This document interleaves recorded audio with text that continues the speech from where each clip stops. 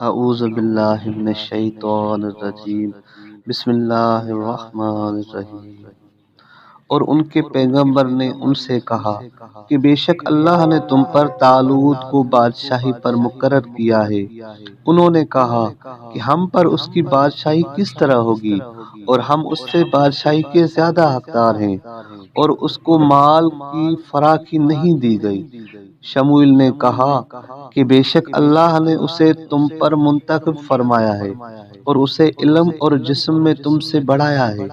اور اللہ اپنا ملک جسے چاہتا ہے دیتا ہے، اور اللہ کشادہ رحمت والا ہے، علم والا ہے۔ اور ان کو ان کے نبی نے کہا کہ بے شک اس کی حکومت کی نشانی یہ ہے کہ تمہارے پاس تابوت کولے آئے گا جو تم سے تمہارے دشمن نے چھینا ہے، اور اس میں تمہارے رب کی طرف سے تمہارے لیے سکون اور موسیٰ علیہ السلام کے خاندان اور ہارون علیہ السلام کے خاندان کے چھوڑے ہوئے تبرکات ہیں جسے فرشتے لے کر آئیں گے۔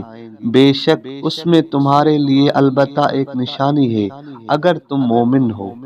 پھر جب طالوت اپنا لشکر لے کر نکلا تو اس نے کہا بے شک اللہ تمہیں نہر کے پانی کے ذریعے آزمانے والا ہے،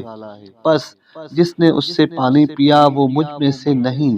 اور جس نے اس میں سے نہیں پیا تو بے شک وہ مجھ میں سے ہے، مگر جو اپنے ہاتھ سے ایک آدھا چلو بھر کر پیے، پھر اس میں سے تھوڑوں کے سوا سب نے پانی پیا۔ پھر جب طالوت اور اہل ایمان نے اس نہر کو عبور کر لیا تو انہوں نے کہا کہ آج ہمارے اندر جالوت اور اس کے لشکر کے مقابلے کی طاقت نہیں ہے۔ جن لوگوں کو اللہ سے ملاقات کا یقین تھا انہوں نے کہا کہ کتنی کم جماعتیں اللہ کے حکم سے بڑی جماعتوں پر غالب ہوتی ہیں، اور اللہ صبر کرنے والوں کے ساتھ ہے۔ اور جب وہ جالوت اور اس کے لشکر کے مقابلے میں آئے انہوں نے کہا کہ اے ہمارے رب، ہم پر صبر پلٹ دے اور ہمارے قدم مضبوط فرما، اور اس کافر قوم کے مقابلے میں ہمیں مدد دے۔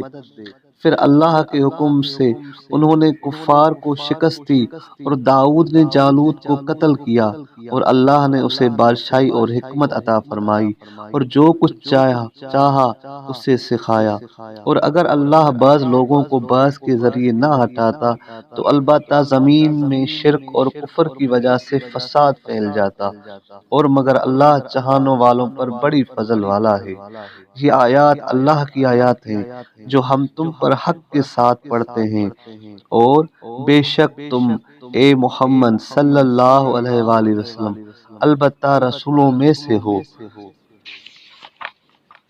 ان رسولوں میں سے بعض کو بعض پر ہم نے فضیلت بخشی، ان میں سے بعض ہیں جن کے ساتھ اللہ تعالیٰ نے کلام فرمایا،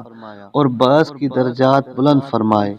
اور مریم کے بیٹے عیسیٰ کو روشن دلائل عطا فرمائے، اور ہم نے جبریل علیہ السلام کے ساتھ اس کی تائید کی، اور اگر اللہ چاہتا تو ان کے بعد آنے والے اپنے پاس روشن دلائل آنے کے بعد آپس میں نہ لڑتے، اور مگر انہوں نے آپس میں اختلاف کیا، پس ان میں سے بعض وہ ہیں جو ایمان لائے، اور ان میں سے بعض وہ ہیں جنہوں نے کفر کیا، اور اگر اللہ چاہتا تو آپس میں نہ لڑتے، اور مگر اللہ جو کچھ چاہتا ہے کرتا ہے۔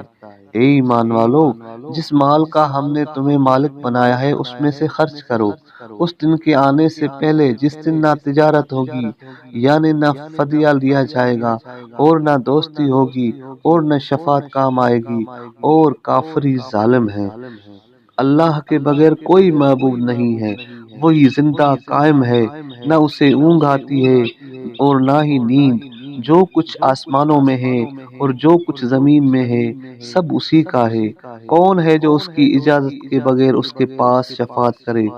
جو کچھ ان کے آگے یعنی دنیا کے کام ہیں اور جو کچھ ان کے پیچھے یعنی آخرت کے کام ہیں